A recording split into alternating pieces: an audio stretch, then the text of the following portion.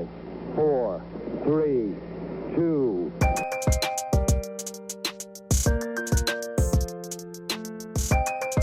Tier 1 performance.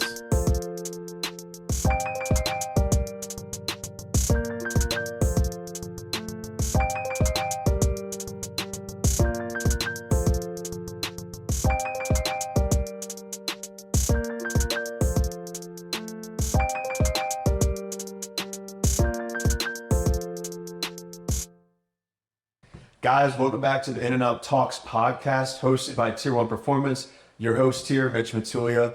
Today's special guest, personal friend of mine, standout athlete, Houston native, went to Fort Bend Bush High School where he was a 3-sport athlete. Later on, got a college scholarship to play football at Vanderbilt. Ron Monroe, welcome to the show, my friend. Hey man, long time coming. Good to be here. Appreciate you guys for having me. Dude, thanks for being on today, man. Thanks you for taking the time. We got a lot of stuff that we want to cover with you. Obviously, man, this is our first SEC football player we've ever had on. So this is a big time for us. And first and foremost, Ron, just a little bit about yourself for our viewers out there. Where are you from? A little bit about your upbringing and how you got into sports, man. Yes, sir. So name's Ron, Ronald Monroe. Go by Ron for short. But grew up in Houston. My dad was in the military, so moved around a lot. Lived in San Diego. We were little. Fort Worth. Found our way back to Houston. We lived in Corpus Christi our 8th grade year. And that's when we found out like this could actually be, sports could be a thing. We were just demolishing kids down there, being my twin brother. And like when we moved back to Houston, when everybody found out the news, everybody's just like, oh man, like the twins have to come to our school, like they have to come to our school. And like my aunt had a house that she let us use until we found our own house, which is directly across the street from hers. Yes. And it so happened we ended up in the Fort Bend district and with Coach Courtney. I mean, it was just amazing. But I mean, growing up, man, my dad was like a military guy, like I said, so it was just like discipline. It was like really started out first playing baseball. Like it was just a fun thing to do. Like we were out there playing baseball. I played shortstop. My brother was the pitcher. So it was kind of reverse opposite because once I get later on, I'll tell you how we formed out in high school. But the kids were like hitting the ball to the fence and like nobody would go get it. I would run out there, get the ball at the fence, and I would throw it all the way in. And everybody's like, God, he has to be a quarterback or something. Like, kid's got an arm on him. So I went from playing baseball to not even like acknowledging that part to then going to basketball. We were around 6. So basketball was my first love. Like, fell in love with basketball. I wanted to be a basketball player the whole time. And then, I mean, we started getting into football around like middle school, junior high. And at the time, I was in 7th grade. I went to Dowling High School, it's kind of zoned to Madison. Yeah. But there was a 7th grade team and there was an 8th grade team. And I was in 7th grade. They were like, yeah, you're going to be the starting quarterback for the 8th grade team. Like, you're the only one who can throw the ball decent enough. They bumped you up. So I was a 7th grader playing 8th grade football. So I was just like, this is crazy, man. Like, it's crazy. And then at that point, I knew, like, okay, like, football, I might have to, like, just play football. Right. Talking to my dad, my brother, we were just like, which sport do we want to do? And even like I'll go further, like our trainer, our high school trainer, Derek Junkins, really cool guy, great guy, does a lot of training and stuff like that. But we were working out with him all the time and he's like, just stay in both. Like everybody, like dual sports is going to help you out in the long run. It'll help you like in aspects where like you don't get training in football and you get those in basketball and vice versa like that. So we just kept playing both sports, got to high school, and obviously the football coach was like, any skill position in football, you guys were running track. So started running track, and I mean, we were nonstop, just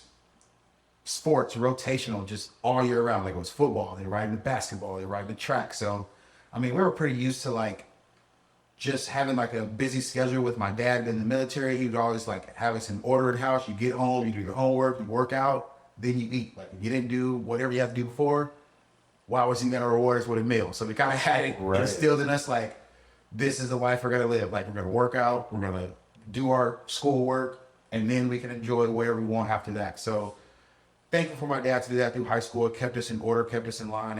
And yeah, man, I mean, at the end of the day, when the offer started rolling in, football just kind of took off. So it's kind of where I knew I was going. Actually, like my sophomore year, I really only had 3 offers coming out. I was Houston, New Mexico State, and Texas State. Yeah. I took an unofficial visit to Texas State. Dude, when I tell you we went out like the visit, they're just going around campus, beautiful campus. I was like, you know what? Coming here. We actually drove by the river, And I was like, I'm for sure coming here. Like, I'm committed. So committed to Texas. Purposely take you through. They're like, church oh, I'm cards. going to travel here so you can see this. Yeah, But, yeah. I mean, just talking to the people that were at Texas State, and I have nothing bad to say about it. It was a great school, great community. It's just bigger opportunities presented itself. As junior year came around, I started getting more and more offers. Vanderbilt ended up being my only SEC offer. And the time where I was in high school, 2010 to 2014, Yeah. SEC is where you want to be. I mean, my favorite idol, Cam Newton, he was playing at Auburn, SEC. So I'm like, that's what I want to go play in the SEC. So despite all the great schools that kind of offered me wanting me to come play, I just took a chance on Vanderbilt, and they came and sat in our house, and they told my mom, it's not about the next 4 years in this life, it's about the next 40. So just setting up the educational aspect of it as well. Best decision I made so far. So that's how it all panned out. That's awesome, Ron. So you didn't even play organized football in elementary school. You didn't start playing organized football until middle school? Well, we played like so we lived in Waco, Texas at the time. Okay. So fourth, fifth, and sixth grade, we lived in Waco, Texas. So we had a little Pop Warner team. I was the quarterback. My brother was the running back. I mean, that was a thing, but we really never really thought much of it. Like, Right. yeah, we were better than the other players half the time just because, like, me and my brother were just like, we outgrew everybody at a young age. So we were just kind of bigger than everybody, faster than everybody, and I don't really count Pop Warner because it was like, Yeah. I mean, it was way too easy for us. Yeah. But like getting into middle school where we started playing like older competition, more people that were like involved in the sport, then it became, okay, like this is our setting. We kind of know where we stand in that setting. So, I mean, I don't think it really took off until like middle school time. So Got you. Because I have this conversation with a lot of guests on the show, and like Jordan and I, we grew up playing 4 or 5 sports a year, and we felt like that made us better overall, well-rounded athletes. yeah, yeah. And so do you feel the same way? Do you feel like that kids today are specializing at too young of an age, whereas, you know, playing 3, 4, 5 sports a year can enhance not only their athletic ability, but also like prevent boredom? And like I see that on Instagram all the time, like people talking about like, should my kid play one sport, pour all into one sport, or dibble dab into most? What my take is on it is let them do like as many as they can, as many as their body can take on, just because like you said, they could probably catch on to one thing in one sport and be like, oh, well, I can apply this to this sport, and it'll probably make them better in both sports. Like the lateral like the movement. lateral movement, vice versa. Hand-eye, hand-eye, like baseball, Yeah. hand-eye coordination. So like, if let's say I had a son and he's like, Dad, I want to play tennis full time. Well, I would tell him I'm trying to get him in all the sports that make his hand-eye coordination, his feet quicker, his feet better. So I play baseball, soccer, just to get him like used to using those things like on a daily basis. To where like 100%. now when he uses it in tennis, it's at 100% capacity. He knows his limits. He knows what he can do, what he can't do. So I do think multi-sports people should just, and in general, like you're casting a wider net. Yes. Like if you want to like be a professional athlete in one sport, you got to be super great in that one sport. Yeah. So why not just cast the net and see what traction you get with those sports and go from there? And coaches are attracted to athletes at the higher levels. Yes. So it's like to play big time Division I football or baseball, or even to play professional sports, it's usually the best athlete on the field, right? 100%. Like, Yep. and it's like, because you can polish an athlete. Yes. You can't just take Take on a random guy, Yeah. and make him an athlete. Yeah. So that, like, and like you said, the recruitment, like when I was being recruited, like people would be like, so what other sports do you play? Like they would come, like I would have football scouts come watch me play basketball games, like just to see, like I want to see how athletic this guy is, How competitive he is in other sports, and like what drives him. And so like you said, I think they should, like if their kids want to do multiple sports instead of like just holding them in on one, just cast that net. You never know what happens. 100%. I couldn't agree more. And so for you, a majority of your scholarship offers started pouring in your junior year. And you said that you had up to 45 offers at one point, right? Now, when did a majority of those offers come in? Was like via mail, or was it like, I mean, how was that? Or was it like coaches calling you, coming to your house? Like, So all most these- of like end of sophomore year, beginning of, or freshman year, because I was on freshman, I was backup quarterback on varsity as a freshman, so I never played freshman, JV, none of that. so, in high school. so you never even played with the freshman team. You just went Never straight played varsity. freshman. Never played freshman. I think I did one scrimmage at the beginning of the year. Played JV. We went down to Galveston Ball. Yeah. We had a scrimmage. I played JV that one time, and they were like, "Yeah, okay." It was just a man amongst It was boys, like, yeah, it's like, dudes. this is like, it's too easy for him. Yeah. Like, it's just, and literally like, not to sound like cocky or anything, but it was like literally just too easy for me at the time. Yeah. I was used to I was in 7th grade playing 8th graders, so I'm used to just playing bigger and better people. Right. So I played backup quarterback on varsity, got a couple of games in, a couple of snaps. But I mean, it started with just like letters rolling in. And I mean, when I was a kid, like letters meant everything. You would always see on Instagram or like Twitter, Facebook when we were in school. Kids getting letters, posting their letters, like letter from USC, letter from this. And then you open the letters when you get it, but it's just like, oh, we're interested. We'll continue to watch you. So it's like, it's not really like, oh yeah, it's a great letter, but it's like, okay, I'm on the radar. Yeah. Typically, when you get offers, like when I was in school, they would typically be in contact with you through like DM, social media, things like that. But when you get that official offer, they want to like call you, tell you like, hey, we're offering you a full ride scholarship, to Vanderbilt University, or you go on a recruiting visit, and while you're out there, they bring you in last day into the head coach's office, and he's like, we want you here. Like, we're gonna offer you a scholarship. And that's typically how it went for me. I never got anything in like mail or anything like that. It was always like phone call or in-person offer. That's official, man. That's official. Yeah, it definitely solidifies it. Better than the letter. 100%, dude. I still kept all the letter envelopes though, just That's in cool. the box. We just gotta prove your kids have that.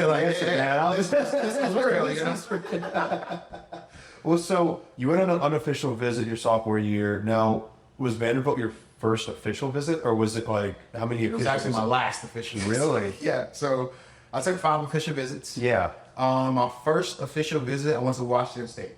Okay. So that was in like mid-December of my senior year. Went to Washington State. It was amazing.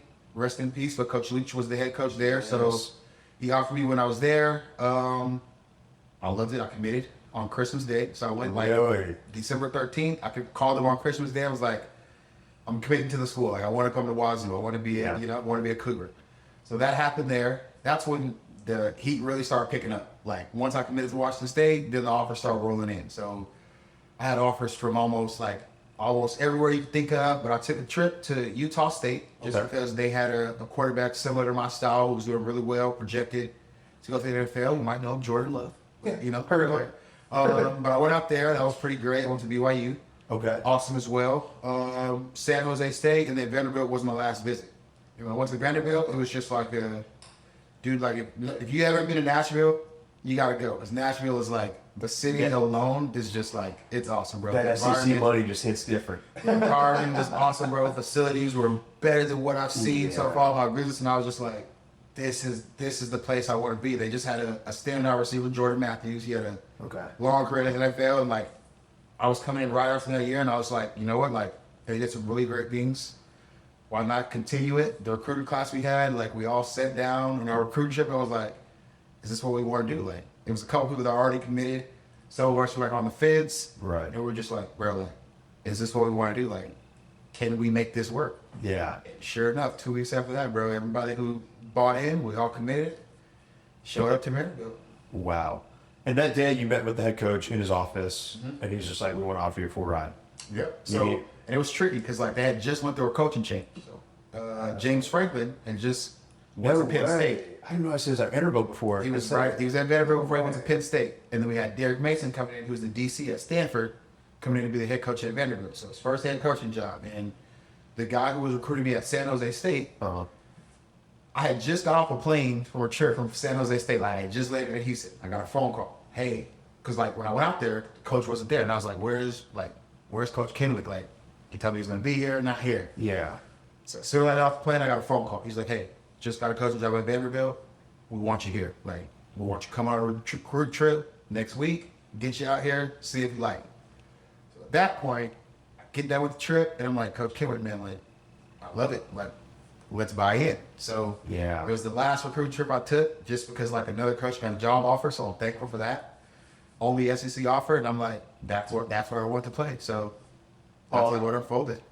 Dang, bro. Yeah. So it was like a lot of things like had to come together, but like it sounded like it was not only the city of Nashville, but it was the campus, it was the coaches, like all those things sold you. And more importantly, sold my mom, my dad, my parents. Like, education like was big for us growing up, and like for them, like Vanderbilt was top notch, top tier, should be an Ivy League school. So they're like, yeah, you get the best of both worlds. Best football, best education. It's a no-brainer.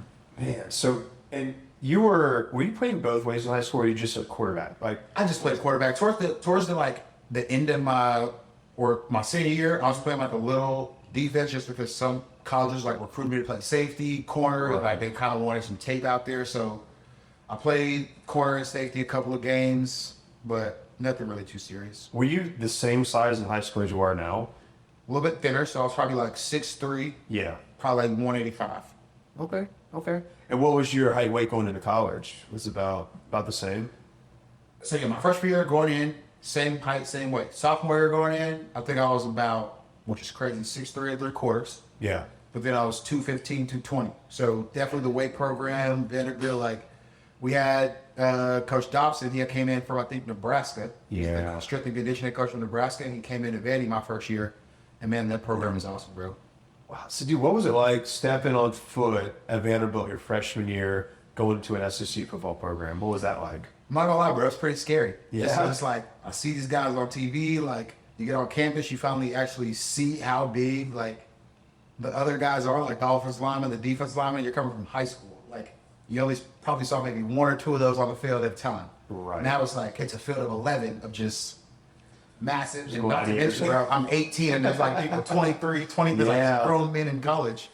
And bro, like, it really didn't hit me until like the very first game. Like, we played Ole Miss in the Titan Stadium. Wow. And when they walked out the tunnel, like, coming from high school, I thought our team was big. But everybody was saying, like, Vanderbilt's a small SEC school. And just seeing, like, the size of the other guys, like, the other team, it's like, wow. Like, okay, this is real. Like, Yeah. let me lock in. Like, these guys are monsters. But I mean, once you get playing, once you get going, you get that first hit out, jitters get out, and you're like, okay, this is just football. Everybody does the same thing. It's a game. It's a game. But like, It's a game. once you get past the eye test, dude, everything falls in line. But most people typically don't get past the eye test. They're like, man. They're just stunned and they're almost intimidated before the game Before the starts. game even starts. So that's what I would say the biggest thing is, just like knowing, like, same people across the field, they're the same humans as we are. They put their pants leg on, one leg at a time. 100%. Same thing. So, but I mean, it was pretty scary. But once the nerves got out, I mean, it was like highlight games every weekend. Like, we played top performer people that are getting drafted first round every week, and it's just like, it was kind of awesome. Just so I redshirted my freshman year, so it's Yeah. kind of awesome just out there watching like studs just be studs, and it's like, man, I can't wait till I'm on the field and just doing that as well. So it was pretty cool, man. Like, best times I've had, they treat you like freaking celebrities. Yeah. I mean, not even in the NFL yet. So that was the biggest thing, biggest adjustment is like, most of the time you want to do stuff yourself, just from high school, like, you want to do it yourself. And they're like, oh no, I got it. Like, don't even worry about it. For whatever you need in the bag, we'll pack everything up for you. We'll get it on the books. Like, Wow. don't even worry. And it's just like, okay. That's awesome. You'll get a text message, you got a class, like, they know your class schedule, they know everything about you. You get a text like, hey, you got a massage for 4 o'clock. And it's like, okay, great. Go and get a massage at 4 o'clock. Wow. Dude, that's a big time. Yeah, it was pretty awesome. You guys to see, like, growing up, like, I didn't really have much. Like, my dad was in the military, so, like, my mom, she used to work, and then she stopped working, so she became a single household or a stay-at-home mom. Had 4 siblings, so it's just, like, never really had, like, the greatest of things, the worst of things. So it's, like, just seeing people, like, acknowledge you for, like, what you've accomplished over the years and getting to a great point is just, like, man, like, this is the best thing in the world. Like, you don't have no worries in the world. Everything is just taken care of for you. Yeah, dude, that's awesome. Now, Ron, you came in as a quarterback and you transitioned into wide receiver. So talk about that. I mean, what was that like and when did that happen? Yep. So I played quarterback in high school. Yeah. All of high school. And like I mentioned earlier, people were just recruiting me for different type of things, like safety, receiver, quarterback. And how it came to Vanderbilt, so the coach Kenwood Thompson came from San Jose State. They wanted me to play quarterback there. And he told Derek Mason, like, hey, like, this guy's a pretty good quarterback. We'll be lucky to have him at quarterback. So just going through that recruit trip and then talking with Coach Mason at the end, he's like, I understand you're a quarterback. You want to play quarterback. You're really great at it. But we do have this pocket passer quarterback, high rated, from St. Thomas Aquinas in Florida, highly decorated, Wade Freebeck. If he commits to our school, we're gonna try you out at something else. And me, just being me, like, team player, like, cool. Like, I don't have to play quarterback. I want to play in the SEC. I want to play for Vanderbilt. Like, I'm committed here. I'm open. As soon as I got to the campus, first day we walk into the locker room, look up at the nameplate, Ron Monroe, wide receiver, Houston. I'm like, all right, there it is. There it I is. guess that's what I'm playing. Which, I mean, sometimes, I wake up look back and be like, man, I should have just went to a school, wanted to quarterback, things could have panned out different. But I mean, it all turned out how it was supposed to be in the long run, and I'm grateful for every opportunity. That's awesome, man. So, talk about your experience as a wide receiver. So, I mean, like, did you start your sophomore year, or like how much playing time did you get going into that sophomore season? That's the redshirt year. Going into sophomore season, we had some pretty great studs who came in my recruiting class as well. So, a guy named Trent Sherfield is in the NFL right now. We had C.J. Duncan, also a great guy. He had a stint in the NFL as well. And called him Sauce. Yeah. His name's Caleb. Not his last name, but very great as well. But we had a great group of guys. I never really started at Vanderbilt. Was in the rotation, got some playing time. I mean, not gonna sit here and lie to you. I'd say I was all American, catching 75 touchdowns. But it was just awesome, man. Playing on the field with those guys, learning from each other, just getting better and better. The transition was kind of rough for me because I never really played anything other than quarterback. So going to receiver, just learning the ins and outs. I always knew route concepts, when to break it off, things like that. Reading defenses was easy, but just the fist, the hand fighting at the line, the releases, getting accustomed to somebody actually being in your face before the play starts without a line of protection. So it was just kind of getting used to the hand fighting, the battles, the pass interferences, where I can push, where I can shove, things like that. I didn't use my body, but it eventually panned out and worked out in his favor.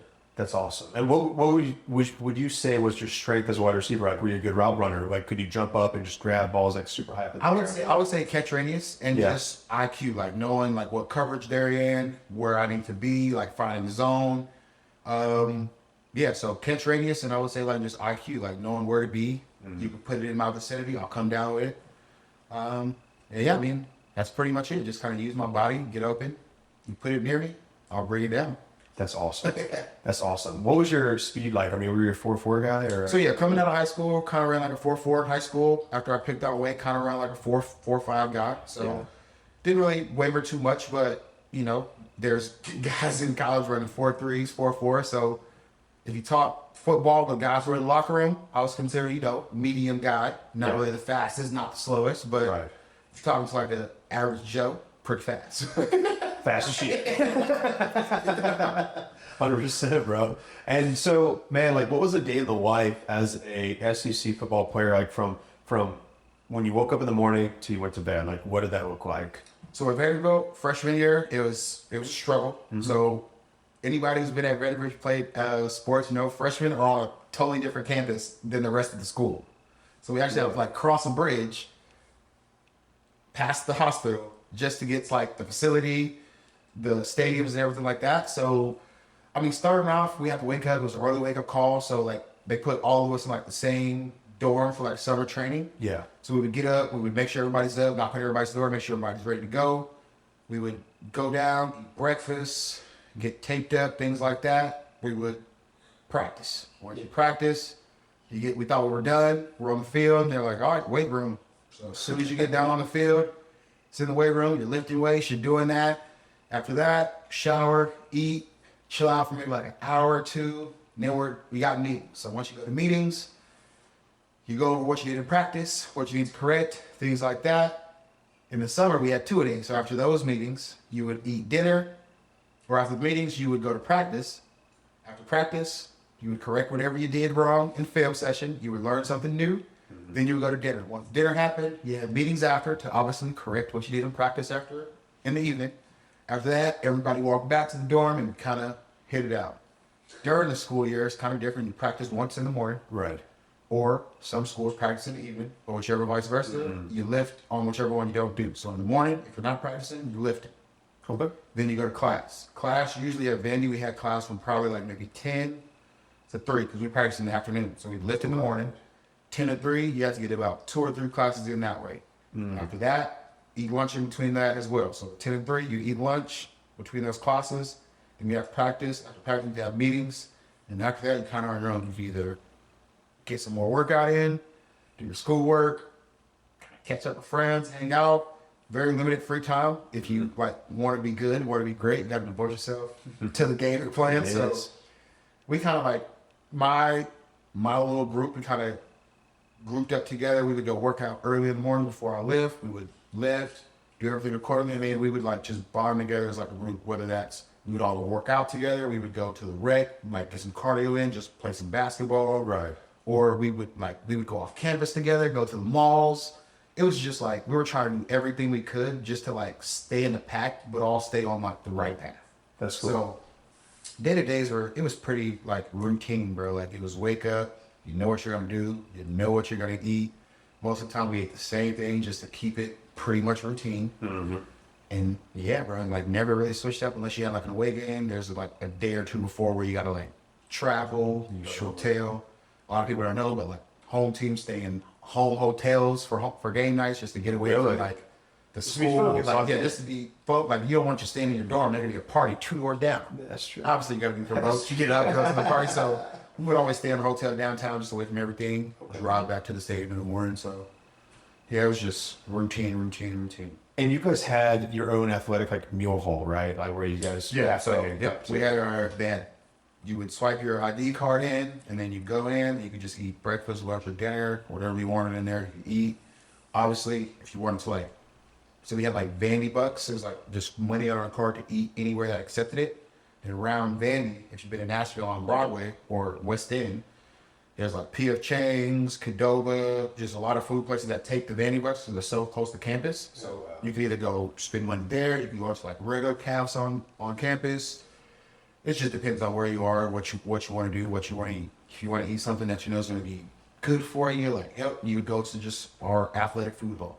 Yeah. And there you could run into soccer girls or basketball guys. That's where if you want to be around just athletes, you typically go to the food hall. But if you want to just be out and about, catch what's going on in the day, you could eat at, it was called Rand, just a massive food hall in the middle of campus.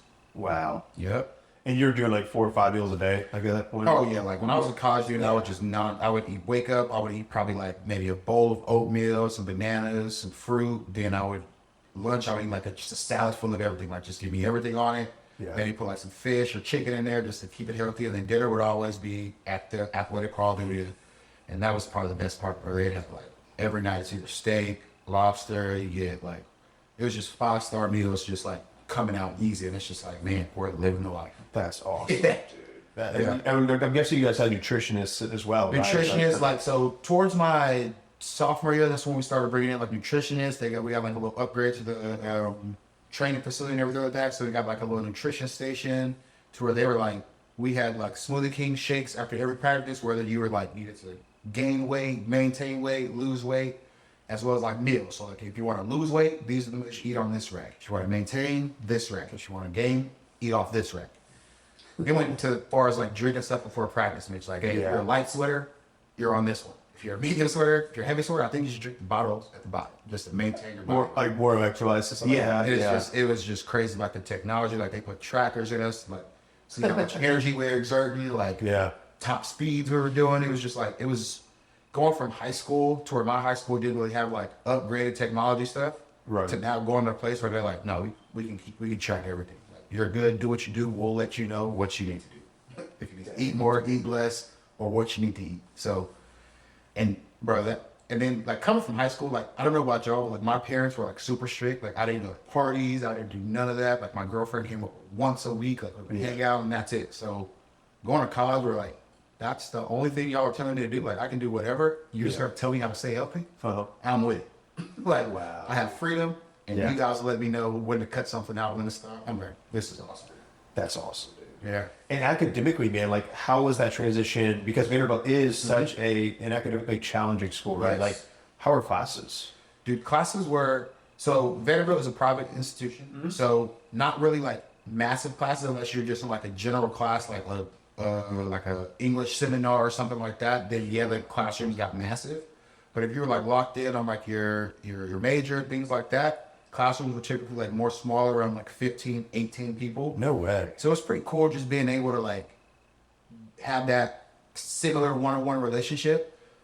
But I mean, like the athletic department helps you out so much, man. They set you up to succeed. Like every day we have like study hall hours. So after dinner, you go to study hall. You have to get logged in at least like 16 hours a week. It's like they keep track, make sure you're in there. There's tutors available. We have academic advisors. Even before we got on campus, like we had to go meet with like the academic staff, and they had to like let us know like we hold you guys to a very high standard. Like not only do we not usually let people in just off athletic ability, but now you have to maintain the academic standard. So it is a little like eye shocker because like just coming from high school, like well, me speaking for myself, like my high school wasn't a college prep high school, so it wasn't like I'm setting you up on how to write college papers, how to study, how to do any of that. So like for me, big transition into studying. Like I would procrastinate a lot, do a lot of things I didn't want to do before I even did the homework. Which first years it was like this is might hurt me a little bit, so I have to lock in, hone in and do what I need to do. But I mean, any athlete who goes to an elite academic school, they're gonna set you up for success. They're gonna make sure you have every tool available to make sure you don't fall behind or you don't lack what you need. So that's the one thing I did like about it is like it was always help there. Like whatever you needed, like there was somebody there. That's awesome, dude. Yeah. Any memories, any stories that stick out to you as like your favorite SEC, favorite Vanderbilt, like memories, stories, like on the field, off the field, like what do you got for us, man? Man. Okay, so a couple of my boys, it was me, Trent Sherfield, this guy named Trey Herndon, Trey Ellis, and Trey Tarpley. I know it's a lot of Treys, but they're all names are Trey. That was our little group. Man, we used to like, late at night, we used to walk all the way to the food hall in the middle of the freshman campus. So we were freshmen at the time. We would eat there. And then we would take it was a Vandy van that like drove around campus to drop people off in certain spots on campus. We would hop on the Vandy van. We would rap and freestyle all the way around until we got to where we were going to get. Most of the time, it was to the rec center. So we get out the rec center, we'd go into like these little stores, and we would just like overload up snacks. But like our cars that I was talking about, you could use them in those little tiny like mini markets around campus. And we would like load up our favorite thing to get. You ever been to the gas station? You got those little smoothies where you take out the freezer and you put it in a little cup and it makes it for you? Yes. Bro, we used to go ham on those, bro. And then we would get on the van, or sometimes we would skip the van back and just walk back. I used to carry a speaker in my backpack, bro, in college. And I would walk around campus playing music. So we were going back, I would just play a beat and we would all just be rapping to that instrumental, just going back across campus. Bus driver love y'all. Bus driver would love us, man. Everybody would love us. We were like the fun people on campus. Another hilarious moment. It snowed, so it snows in Tennessee.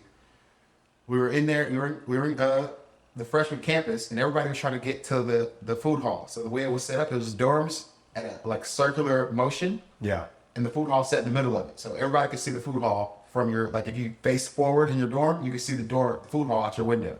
There's glass windows. Glass windows and everything like that. So we come out of our dorm and we see people running. Mind you, it's snowing, so it's ice out there.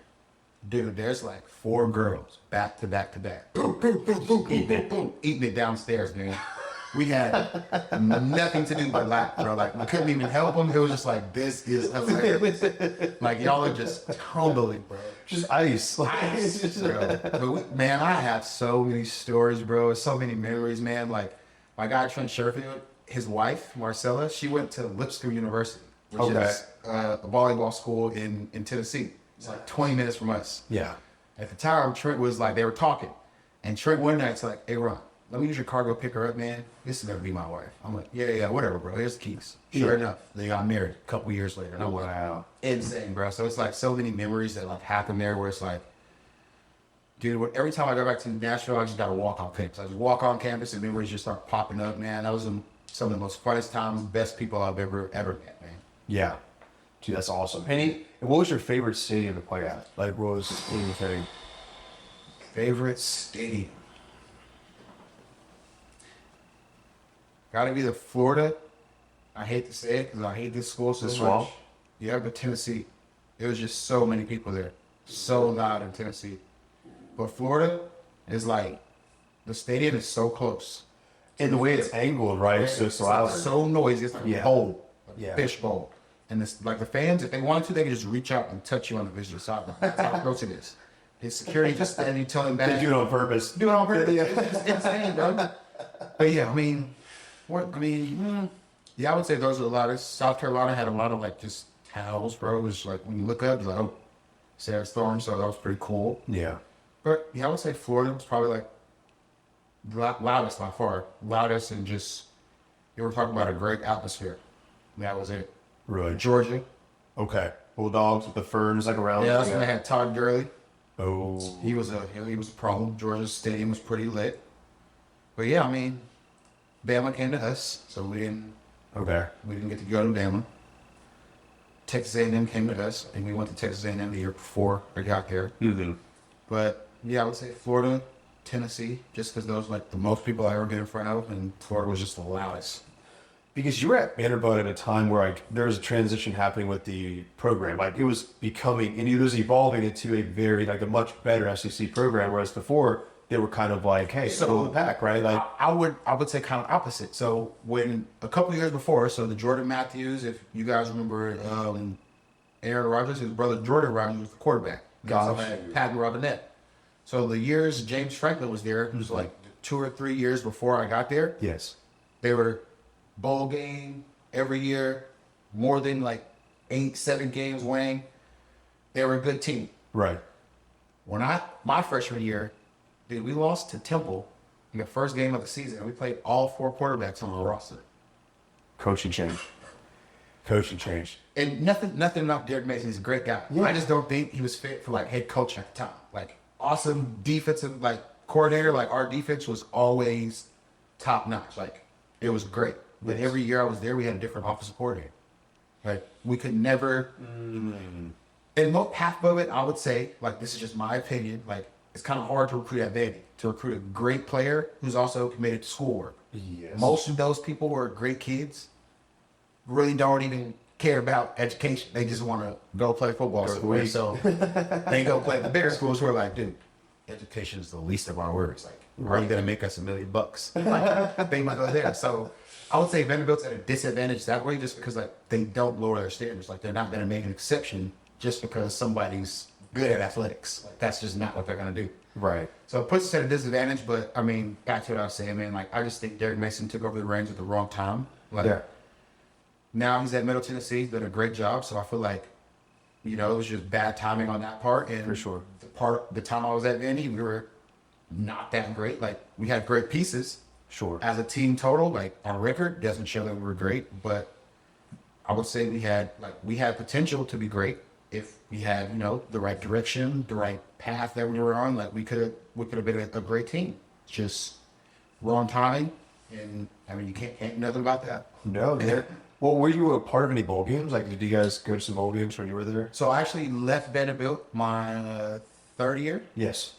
but they did go to bowl games after. So the crew I used to hang out with, I think they went to bowl games those last 2 years. Yes. And then now Vanderbilt's obviously starting to get some traction. They're starting to beat some good teams. Like they're going to bowl games. But when I was there, I didn't go to any bowl games. Got you. Dude, so, man, walk us through. So, I was going to ask, lose my train of thought. It's like, laughter. Shit, I was like, no, dude. So, did you go play anywhere after that, or did you? So I went. So my brother left New Mexico State, and he went to play JUCO in Texas at Cisco. So when I left Vanderbilt, I was like, you know what? Like, I want to continue playing. Like, I want to try this quarterback thing out. Kind of gave up on it. So I went and played quarterback at Cisco Junior College for a semester. Yeah. After that, was getting a lot of traction, but you know, I just at that point, like, I didn't think the schoolwork needed. Like, I was like, okay, this is like I transferred. Like, school is the least part of my worries. Right. So.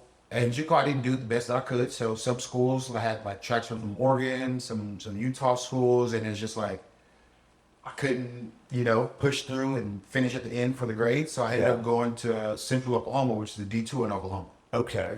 So I went there, played the last 2 years I had left, and I mean it was a great experience. At quarterback, correct? And I actually played a receiver. So the coach that I committed to at Washington State, Yes. Jarrell Jackson, he was the receivers coach at the time.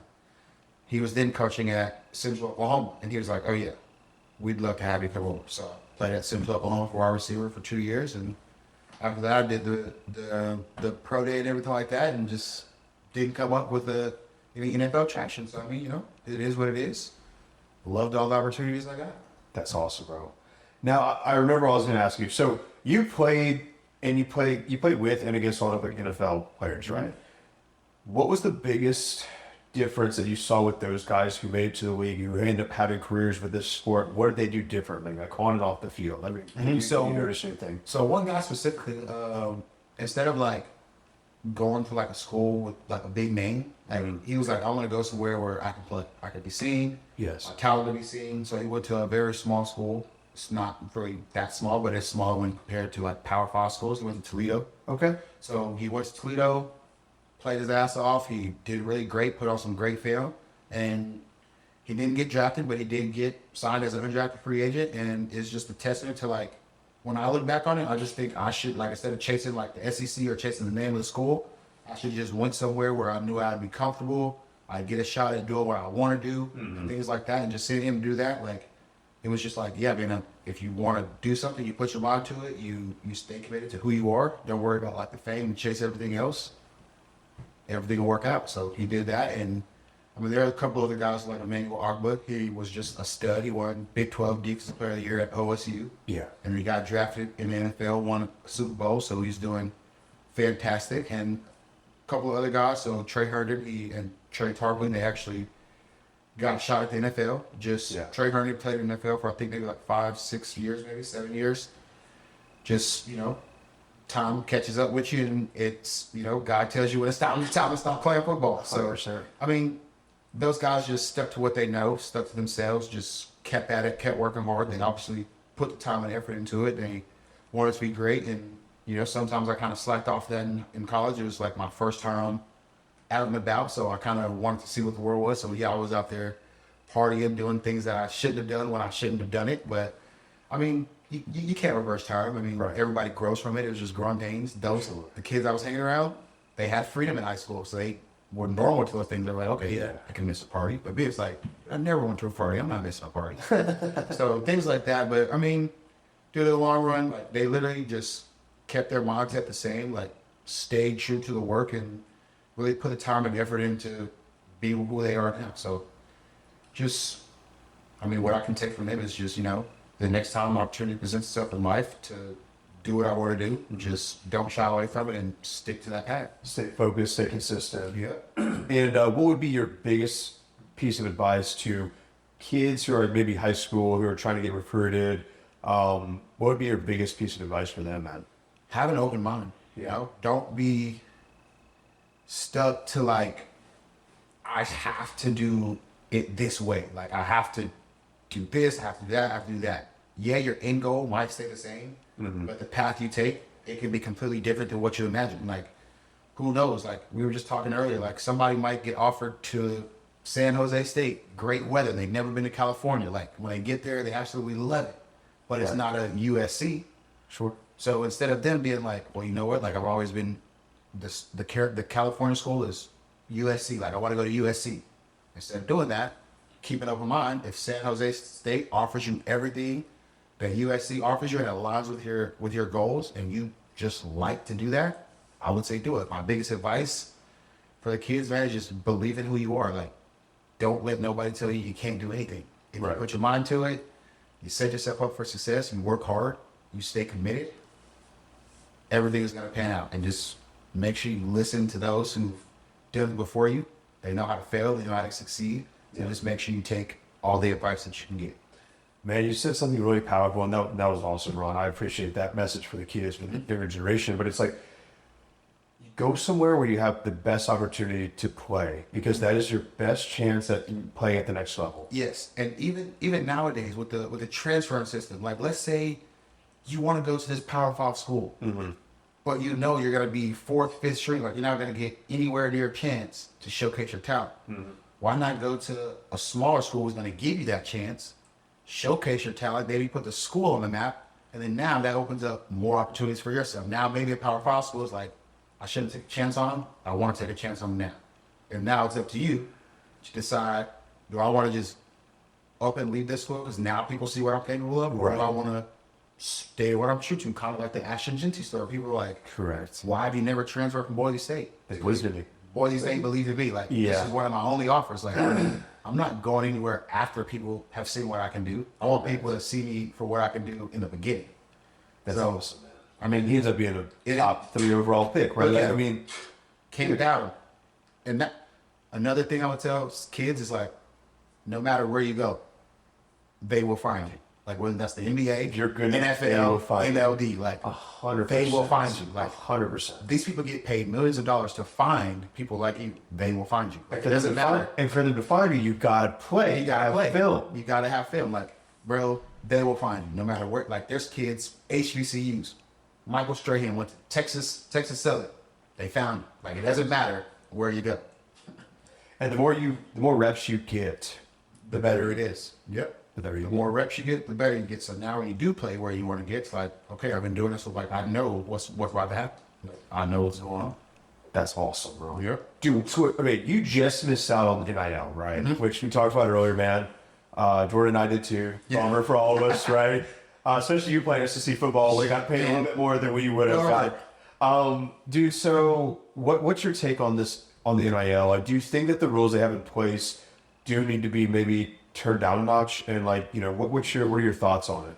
I mean, honestly, I don't have too many negative thoughts on the NIL. I would say the only thing that if I were running NIL, I would implement, anybody who's getting NIL money needs to have some kind of financial advisor. Like, Yes.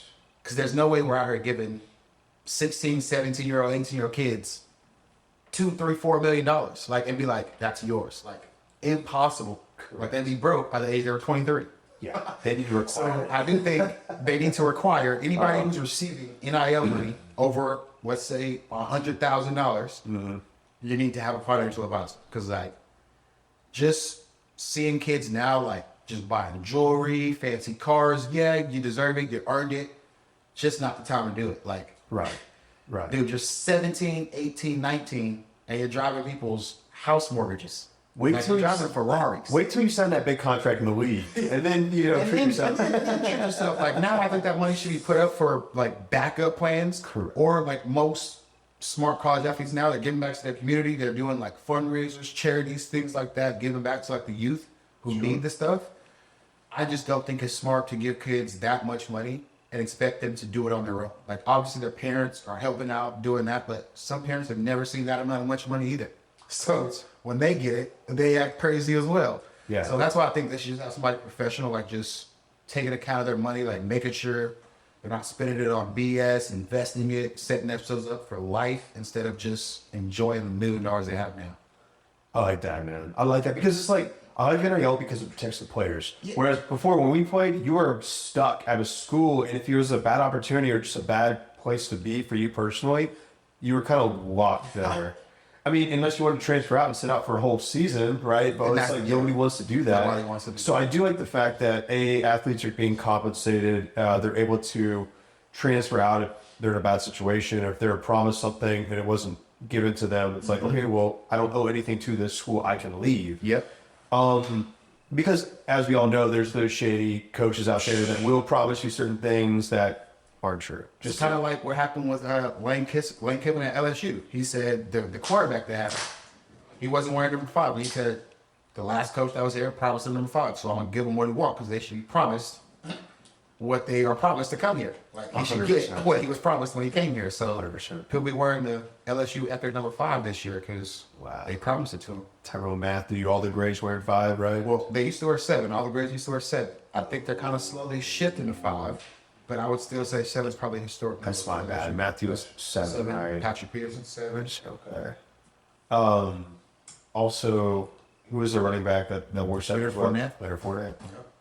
7s. Dude, yeah, but I think like at some point they need to put a limitation on how many times you can transfer, right? Yeah, Like, I 100% agree. because Like, even when I'm playing like the video game, you could transfer every year. Like, you go to 6 different schools. I think the number should be 2. I think you should be able to put max transfer maybe one time. Like, you go to one time. school, Yeah. and then you have one transfer. Like, there should be no week. Like, me personally, I don't think kids should pick schools because of the coach. Like, coaches lose their jobs all the time. What should you? Okay, I mean, obviously everyone's different, right? Like, what should kids kind of like value more so that maybe it's underrated?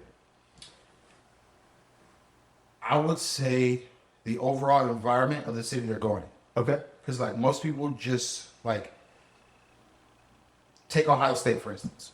Most people are like, oh yeah, I want to go to Ohio State. Never been to Columbus, Ohio during their lives. Right. If you're from Houston and you move to Columbus, I promise you it's going to be a drastic change for you. It's just not the same. Like we don't experience severe cold weather. No. They don't experience severe hot weather. So like there will be some things like my wife's from Ohio, so that's why I use Ohio State. Because like we're like completely opposite when it comes to things. Like there's food that she knows of that I have never heard of. Mm-hmm. She calls a beanie a toboggan. I'm like, what? That's a beanie. Yeah, she calls a purse a pocketbook. So like there's just like there's so much stuff. Like even when I went to Vanderbilt, like I didn't really know much about Nashville. And when I got there, that was honestly the first time that I experienced racism, like in a city. Like it's crazy. Like if I'd done that before, I probably would have been like, well, skeptical on going. Right. But I just feel like people should do a lot more like research, like of like what they're getting yourself into, like the type of like safety is around the city. So like Nashville's rated like maybe top 2 cities in Tennessee. So it's like that's cool. Mm-hmm. Also, Memphis is rated number 1 for crime. So it's like if you go to Memphis, it's Tennessee. Right? You know what I'm saying? Like it's all about like where you fit in. Like okay. And I would say the people, other than the coaches that are in that athletic building. Like you want to know if you get along with like the players, if you want to get along with the janitors, like the cooks, everybody that's involved with your everyday life. You want to make sure that you're comfortable, you know, you're feeling good, and you can trust them when they're telling you something. Right. Other than just football. I like that, dude. Yeah. I like that. Ron, man, really great having you on the podcast. We're gonna have to get you on again, dude. But 100%. We really appreciate you taking the time, man. We had a fun time. Hey, blessing to be here, brother. Thank you. 5, 4, 3,